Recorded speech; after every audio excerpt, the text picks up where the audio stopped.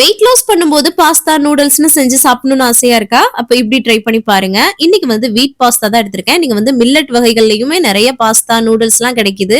இந்த மாரி ட்ரை பண்ணி பாருங்க. ஒரு மிக்ஸர் ஜார்ல வந்து தக்காளியும், இஞ்சி, பூண்டும் சேர்த்து பேஸ்ட் பண்ணி எடுத்துக்கலாம். அதுக்கப்புறமா ஒரு பேன்ல எண்ணெய் சுடு பண்ணிட்டு, வெங்காயமும், பச்சை மிளகாயும் போட்டு நல்லா வதங்குனதுக்கு அப்புறமா, நான் வந்து அந்த தக்காளி அரைச்சு வச்சோம்ல, அந்த பேஸ்ட்டையும் சேர்த்து நல்லா சுருள சுருள வதக்கி எடுத்துக்கிறேன். மசாலாவுக்காக வெறும் மிளகாய் தூள், மல்லித்தூள், அப்புறம் மஞ்சள் தூள், அப்புறம் சிக்கன் மசாலா, அதுக்கப்புறமா கரம் மசாலா சேர்த்து நல்லா வந்து சுருள சுருள எடுத்துக்கலாம். எல்லா வெஜிடபிள்ஸுமே கட் பண்ணி எடுத்துருக்கேங்க. வெஜிடபிள்ஸ் நெறையவே சேர்த்துக்கோங்க. இது கூட வந்து மீல் மேக்கர் கூட நீங்க வந்து ஆட் பண்ணிக்கலாம். அந்த வெஜிடபிள்ஸ்லாம் சேர்த்து நல்லா சுருள சுருள வதங்குனதுக்கப்புறம் தேவையான அளவு உப்பு சேர்த்து நல்லா வந்து வேக விட்டுக்கோங்க வெஜிடபிள்ஸ் எல்லாம். அதுக்கப்புறம் நம்ம வேக வச்சு எடுத்துருக்கோம்ல பாஸ்தா அதையும் சேர்த்துட்டு நல்லா இந்த மாரி கோட் பண்ணிட்டோம்னா சூப்பரா ரெடி ஆயிடும். கடைசியா கொத்தமல்லி தழை மட்டும் தூவிக்கோங்க.